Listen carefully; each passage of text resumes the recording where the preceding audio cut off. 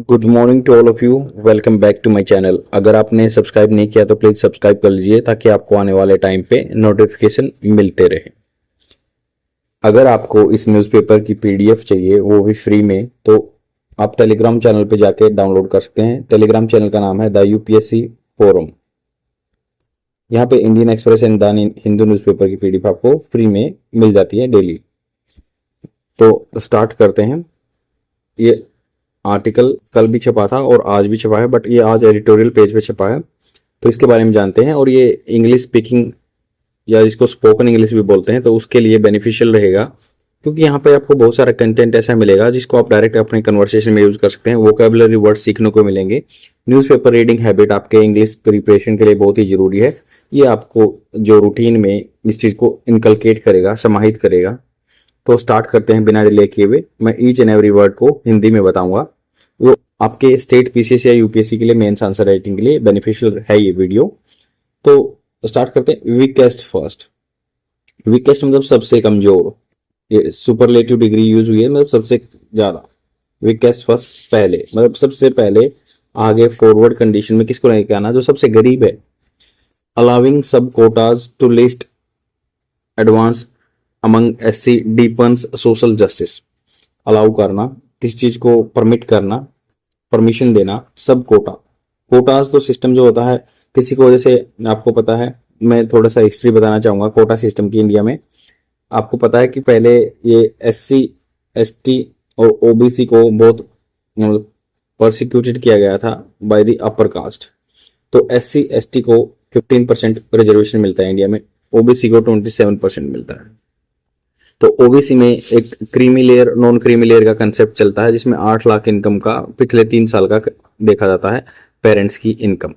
तो इसलिए ओबीसी में सब कैटेगराइजेशन की बात अभी मतलब हुई है, बट ये जैसे बिहार ने अभी सेंसस कराया था तो हुई है, बट अभी उसको फुली फ्लेज्ड इम्प्लीमेंट नहीं किया गया। एससी एसटी में भी बहुत सारे स्टेट कह रहे थे कि हमें सब कैटेगराइजेशन करना है, क्योंकि बहुत सारे एससी एसटी कम्युनिटी जैसे आईएएस बन गए, पीसीएस बन गए, उनके फैमिली भी बेनिफिट ले रही है। That's why so many state government have planning to do such type of things. तो इसलिए वो बार बार कोर्ट में आते जाते रहते हैं। आपको मैं बताना चाहूंगा कि 1975 में पंजाब गवर्नमेंट ने एक इनिशिएटिव लिया था। वाल्मीकि सिख बोलते हैं, वाल्मीकि सिख, उनको उन्होंने कोटा दिया था जो लगभग 30 साल तक रहा था। 2004 में उसको स्टक डाउन कर दिया था। कौन से फैसले के बाद? जब एक 2000 में आंध्र प्रदेश ये केवी चिनैया केस आया था। केवी चिनैया 2000 सुप्रीम कोर्ट में इसने क्या कह दिया था कि जो स्टेट गवर्नमेंट सब क्लासिफिकेशन कर रही है ना एससी एसटी कम्युनिटी की, वो अलाउ नहीं है, क्योंकि इसकी पावर प्रेसिडेंट को मिली हुई है आर्टिकल 341 के अंदर। आर्टिकल संविधान के अनुच्छेद 341 के अंदर ये प्रेसिडेंट कर सकता है, एक लिस्ट बनाता है कि कौन कौन एससी एसटी कम्युनिटी है। तो इनकी पावर स्टेट को नहीं है। ये केवी चिनैया केस में 2000 में स्टक डाउन कर दिया था। और जो पंजाब गवर्नमेंट ने अपना ये चला रखा था वाल्मीकि सिख को प्रमोट करने के लिए, उस चीज को रोक दिया गया था, जो कि 1975 से लागू थी। 2004 में इसको रोक दिया गया था। तो अब चलते हैं, थोड़ा सा बैकग्राउंड आपको पता चल गया होगा। तो ये कह रहे हैं अलाउ कर देना, ऐसे परमिट कर देना सब कोटा, मतलब एससी एसटी में सब कोटा, सब मतलब छोटा, उसमें भी कैटेगराइजेशन करो कि जो एससी एसटी कम्युनिटी में टू लिस्ट एडवांस, सब कोटा देना है किसको? लिस्ट जो सबसे कम एडवांस, एडवांस मतलब आगे आए हैं, कम फॉरवर्ड जो आए हैं। एडवांस का मतलब होता है कम फॉरवर्ड। तो अमंग एससी डिपेंड्स, जो एससी कम्युनिटीज में डिपेंड गहरा कर देगा सोशल जस्टिस को, सामाजिक न्याय को। The jurisprudence, jurisprudence, juris the मतलब स्पेसिफिक चीज के बारे में बात करें। जूरिस्प्रूडेंस होता है कि न्याय को लेके जो किसी के दिमाग होता है, न्याय को लेके न्याय संगत। Jurisprudence affirmative action, affirmative action ये होता है कि भाई जो मतलब जो डाउन ट्रोडन है, डाउन ट्रोडन होता है, जो दबे कुचले आदमी होते हैं उनको अपलिफ्ट करना, डाउन ट्रोडन को अपलिफ्ट करना। तो इसके लिए अफर्मेटिव एक्शन है। गवर्नमेंट के कोटा सिस्टम देते हैं जिससे, या फिर कुछ स्पेशल फैसिलिटी दी जाती है, तो उनको अफर्मेटिव एक्शन बोलते हैं। Has been evolving constantly, has been evolving, has been verb की फर्स्ट फॉर्म प्लस आईएनजी आ है, तो ये आता है प्रेजेंट परफेक्ट कंटिन्यूअस टेंस में। ये बहुत टाइम से इवॉल्व होता हुआ आ रहा है, कॉन्स्टेंटली, लगातार, कंसिस्ट या परसिस्टेंटली बोल सकते हैं, लगातार। फ्रॉम ए नोशन, नोशन होता है धारणा, किसी चीज को लेकर कोई सोच बनी होती है ना, नोशन धारणा ऑफ फॉर्मल इक्वलिटी, फॉर्मल मतलब जो ऑफिशियली या डॉक्यूमेंटेड इक्वलिटी होती है बराबर, रूटेड जो कि इसकी जड़ें बसी हुई हैं जनरल प्रिंसिपल, जो नॉर्मल सिद्धांत है ऑफ नॉन डिस्क्रिमिनेशन, कि डिस्क्रिमिनेशन नहीं होना। आपको पता है आर्टिकल 14 बोलता है, संविधान का अनुच्छेद 14 बोलता है, जो कि फंडामेंटल राइट है, मूलभूत अधिकार है, जिसमें बोला गया है राइट टू इक्वलिटी। तो ये नॉन डिस्क्रिमिनेशन के प्रिंसिपल में जुड़ी हुई इसकी जड़ें। It has reach a point where, ये इस पॉइंट पे पहुंच गया where the aim is substantive equality. वहां पे क्या है, गोल क्या है, एम निशाना क्या है, सब्सटेंटिव। एक होता है टेम्पोररी, टेम्पोररी होता है थोड़ी टाइम के लिए, सब्सटेंटिव होता है मतलब बिल्कुल कंफर्मेटरी, इक्वलिटी बराबर होना चाहिए। ये ऐसे जगह पे पहुंच गया, पॉइंट पे पहुंच गया जहां पे गोल क्या है कि सब्सटेंटिव इक्वलिटी होनी चाहिए। Reservation is no more seen as a exception to the equality norm. तो रिजर्वेशन जो दिया जाता है, आरक्षण दिया जाता है, नो मोर, अब इसको नहीं देखा जाता सीन एज, ऐसे नहीं देखा जाता।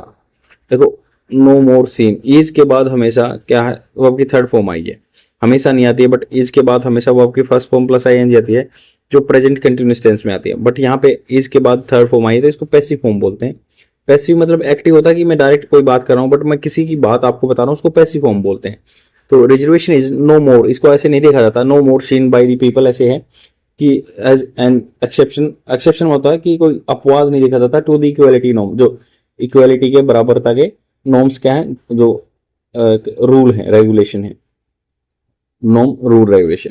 तो इसको कोई रिजर्वेशन में कोई अलग से नहीं देखा जाता, ये इक्वलिटी के नॉर्म्स में ही आता है। But as a deepening of the idea equality by embracing diversity and accommodation of those suffering from historical and social disabilities. तो ये कह रहे हैं कि डीपनिंग मतलब गहराई तक जाना, आइडिया जो एक थॉट है बराबर का, इक्वलिटी का, बाय एम्ब्रेसिंग, एम्ब्रेसिंग गले लगाना, मिलना, डाइवर्सिटी अलग अलग तरह की डाइवर्सिटी को सपोर्ट करना, एंड अकोमोडेट करना, अकोमोडेट उन चीजों को अपनाना, टू दोज सफरिंग जो कि सफर कर रहे हैं बहुत दिन से, हिस्टोरिकली पास्ट में, या सोशल सामाजिक डिसेबिलिटी अयोग्यता फेस कर रहे हैं। अब latest supreme court judgement allowing state to classify scheduled caste into the groups and give preferential treatment to the weaker and more backward among them is line with the progression.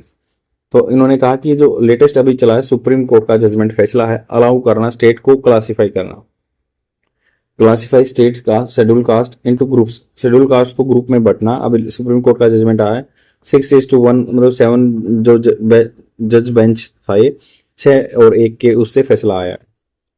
Groups and give preferential, प्राथमिकता देना, treatment व्यवहार करना किसी के साथ weaker section के, and more backward among them is in line, ये उसी डायरेक्शन में इन लाइन है विद द प्रोग्रेशन, इसी प्रोग्रेशन में कि सबको बराबर करके चलना है।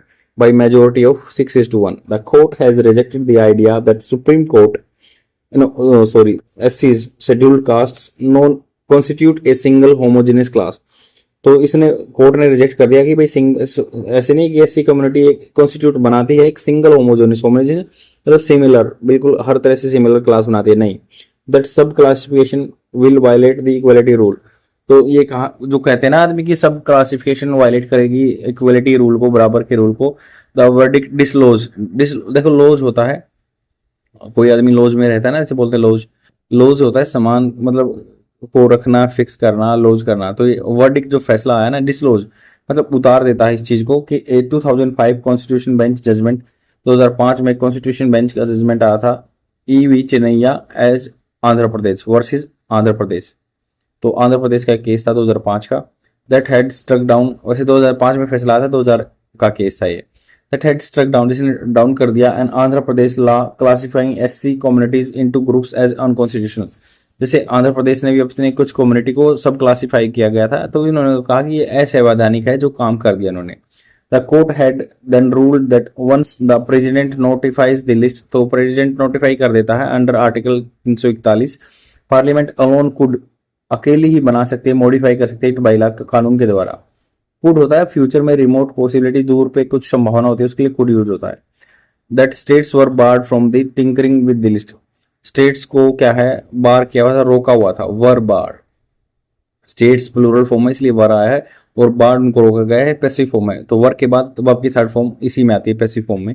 States were board from tinkering, tinkering मतलब छेड़खानी करना, विद लिस्ट, लिस्ट के साथ छेड़खानी नहीं कर सकते। प्रेसिडेंट ने 341 आर्टिकल के अंदर डिस्कस कर दिया कि भाई ये SC ST कम्युनिटी होंगी उस पर्टिकुलर जगह पे स्टेट में, तो उसके साथ ये छेड़खानी नहीं कर सकता। तो इसमें ला पहले अकॉर्डिंग टू द डिसीजन 2005 का है चेन्नैया आंध्र प्रदेश का, उसके अकॉर्डिंग बस ये अपनी पार्लियामेंट कर सकते हैं। The judgment was cited by the Punjab and Haryana courts while quashing quashing मतलब रद्द कर देना a preferential sub quota of Valmikis and Mazhabi Sikhs within the SC Kota.